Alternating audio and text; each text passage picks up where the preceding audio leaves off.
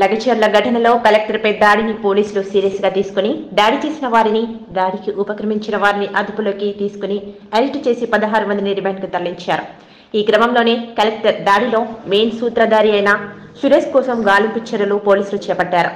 ఇందులో భాగంగానే సురేష్ మాజీ కొడంగల్ ఎమ్మెల్యే నరేందర్ రెడ్డితో పలుమార్లు ఫోన్లో సంభాషించడంతో ఆయన పాత్ర ఖచ్చితంగా ఉంటుందని పోలీసులు ఈ ఉదయం హైదరాబాద్లో మాజీ కొడంగల్ ఎమ్మెల్యే నరేందర్ రెడ్డిని అదుపులోకి తీసుకుని వికారాబాద్ జిల్లా కేంద్రంలో గల పోలీస్ శిక్షణ కేంద్రానికి తరలించారు. ఈ విషయం తెలుసుకున్న మాజీ బీఆర్ఎస్ పరిగి వికారాబాద్ ఎమ్మెల్యేలు మహేష్ రెడ్డి, మెతుకు ఆనంద్ ఉటావుటున పోలీస్ శిక్షణ కేంద్రానికి అనుచరులతో కలిసి వచ్చారు. దీంతో పోలీసులు వారిని కట్టడి చేసి మెతుకు ఆనంద్, మహేష్ రెడ్డి ఇద్దరిని మాత్రమే లోపలికి అనుమతించారు.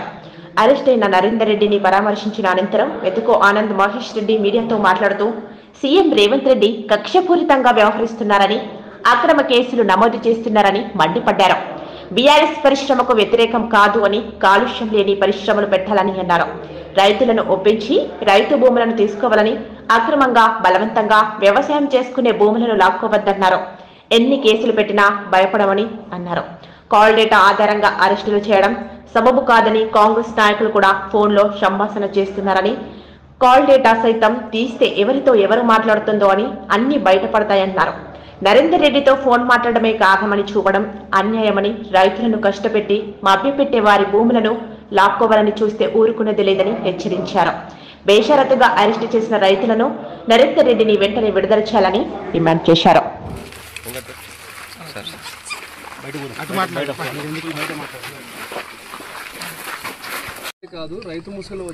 ఇప్పుడు హైదరాబాదితులు మీరు చూసిండ్రు, కాంగ్రెస్ పార్టీ పట్టించుకోకపోతే తెలంగాణ భవన్ కు హైదరాబాదితులు 100 మంది ఆడికి వచ్చిండ్రు. మరి అట్లాగే ఇక్కడ మమ్మల్ని కాంగ్రెస్ పార్టీ నాశనం చేస్తుంది, మా భూములు గుంజుకుంటున్నారని చెప్పి రైతులు ఎవరైనా కావచ్చు, ఏ పార్టీ వాళ్ళైనా కావచ్చు, ఫోన్లు చేసినప్పుడు ఎత్తకూడదా? మేము మాట్లాడకూడదా? కాంగ్రెస్ పార్టీ వాళ్ళు ఫోన్ చేస్తే కూడా ఎత్తుతాము. కాంగ్రెస్ పార్టీ వాళ్ళు కూడా చేస్తున్నారు, మాకు కూడా ఇట్లా ఇబ్బంది అవుతున్నదని చెప్పి పాపం చెప్పుకునికే వాళ్ళు కూడా నామూషి పడుతున్నారు. కానీ నిజంగా చెప్పాలంటే ఇప్పుడు గ్రామాలలో కాంగ్రెస్ పార్టీ వాళ్ళు కండువా వేసుకొని తిరగనికే భయపడుతున్నారు. ఎందుకంటే వీళ్ళు రాసిచ్చినటువంటి 6 గ్యారంటీలది ఒకటి మంచిగా పత్రం పెట్టుకున్నారు లోపల.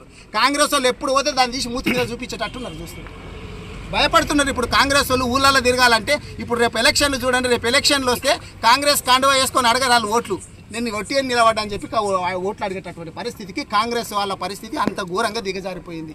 మాట్లాడడం అనేటటువంటిది ఎవ్వరు ఫోన్ చేసినా మేము వెతుకుతాము, మేము ప్రజాసేవలో ఉన్నాము, ఖచ్చితంగా మాట్లాడతాము. ఈ పార్టీ ఆ పార్టీ అనేది ఏ పార్టీ వాళ్ళు ఎత్తినా పార్టీలకు సంబంధం లేని వాళ్ళు ఫోన్ చేసినా కానీ మేము ఫోన్ చెప్పి అక్కడ వదిలేసేసి ఇక్కడ వచ్చి కోడంగల్ లోపల వీళ్ళు ఇప్పుడు రైతులు భూముల మీదనే ఆధారపడి వాళ్ళ జీవితమే భూముల మీద ఉంది. మీలాగా రియల్ ఎస్టేట్ చేసేటోళ్ళు కాదు వాళ్ళంతా. రియల్ ఎస్టేట్ చేసి ఇప్పుడు 50 లక్షలకు కొని నెక్స్ట్ కోటి కమ్మేటోళ్ళు కాదు. వాళ్ళు దాంట్లో విత్తనం వేసుకొని కలిసి కోసి దాని మీద బతికేటటువంటి వాళ్ళు, వాళ్ళకి ఎంత అటాచ్మెంట్ ఉంటుంది చెప్పు భూమి మీద. ఇప్పుడు భూమి పోతే వాళ్ళ బతికే పోయినట్లు ఆలోచన చేస్తారు. అటువంటి వాళ్ళని ఎంత సంజాయించాలి? అసలు దగ్గరికి తీసుకొని మంచిగా సంజాయిస్తే ఇది చాలా చిన్న సమస్య.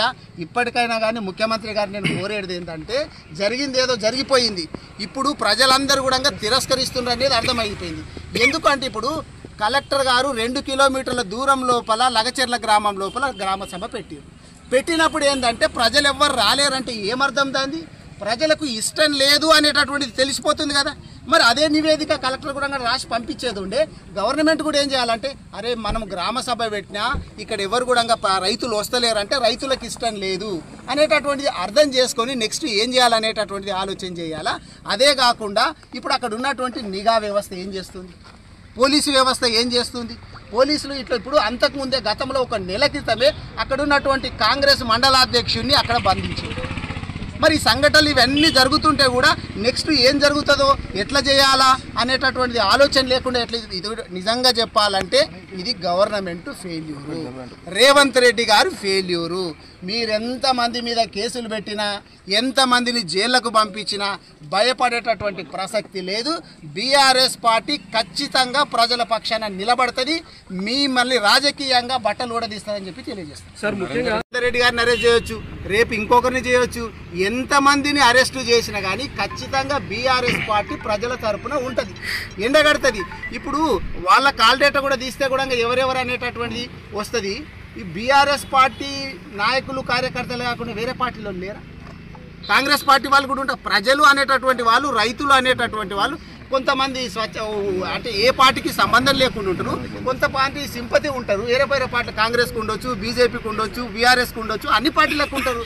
మరి కాంగ్రెస్ పార్టీలో ఉన్నటువంటి వాళ్ళు కూడా భూములు ఉంటాయి కదా, మరి వాళ్ళని కూడా చూడాలి కదా. మరి వాళ్ళ కాల్ డేటా కూడా తీయండి, మరి అందరిని అరెస్ట్ చేయండి మీరు. ఇట్లా అంతేకాకుండా నేను నిన్న మాట్లాడుతుంటే ఒక ఆయన చెప్తున్నాడు, అక్కడ ఉన్నటువంటి వాళ్ళను పోయి కరెంటు బంద్ చేసి, ఇంటర్నెట్ బంద్ చేసి, ఏదో మొత్తము నక్సలైట్లను తీసుకొచ్చినట్లు మధ్యరాత్రిలో 1 గంట 2 గంటలకు తీసుకొస్తున్నారంటే ఏం జరుగుతున్నది అక్కడ?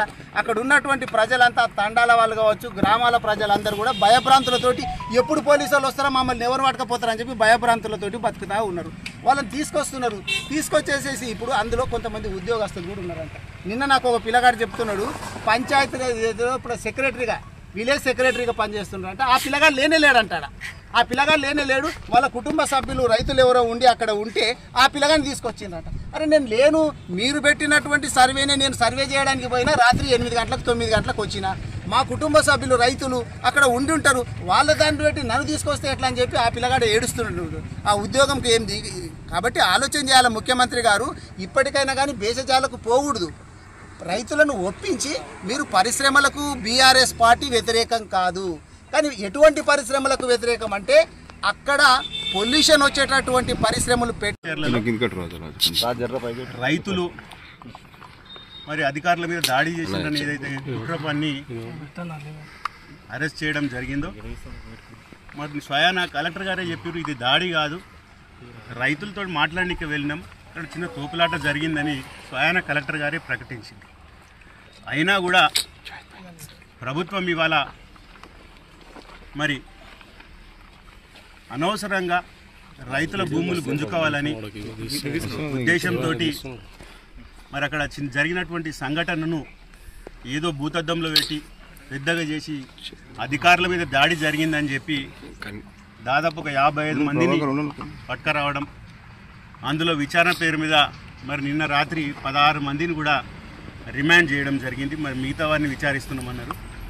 ఈ క్రమంలో మరి అక్కడ గతంలో పనిచేసినటువంటి గౌరవ మాజీ శాసనసభ్యులు నరేందర్ రెడ్డి గారు కూడా కుట్ర ఉందని వారిని అలా అన్యాయంగా ఇవాళ పొద్దున 5:30 ప్రాంతంలో పోయి వారిని అరెస్ట్ చేయడం అనేది నిజంగా కూడా దీన్ని తీవ్రంగా ఖండిస్తుంది.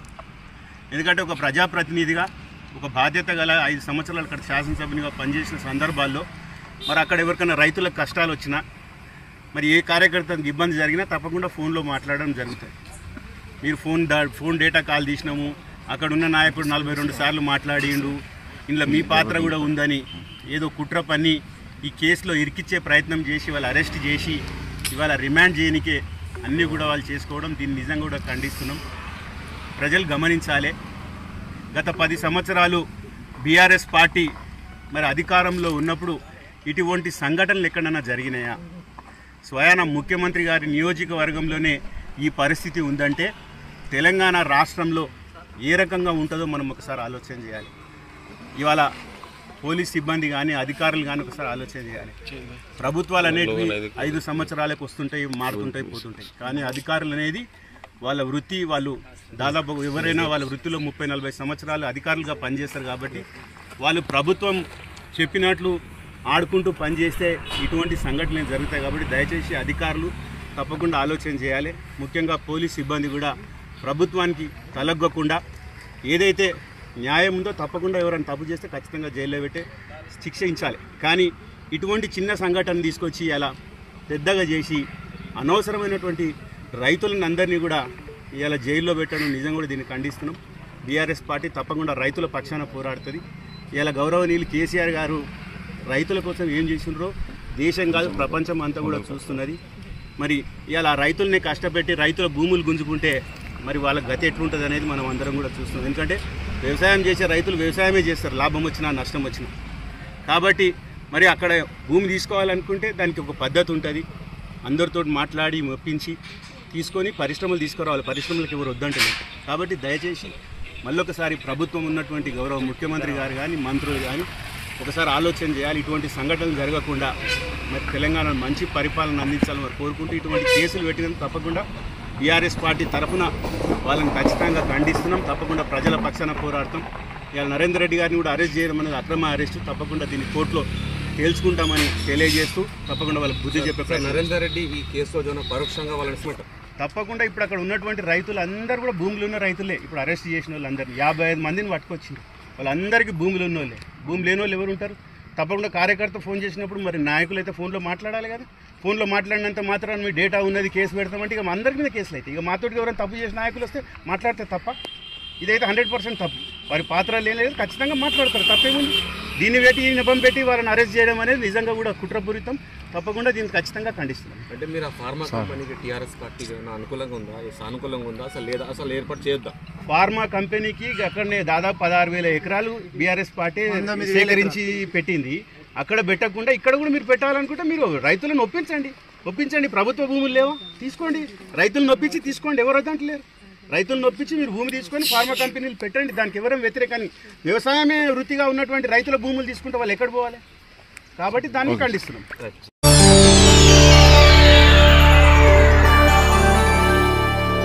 చేయండి, షేర్ చేయండి. కోసం ఛానల్ ని సబ్స్క్రైబ్ చేయండి.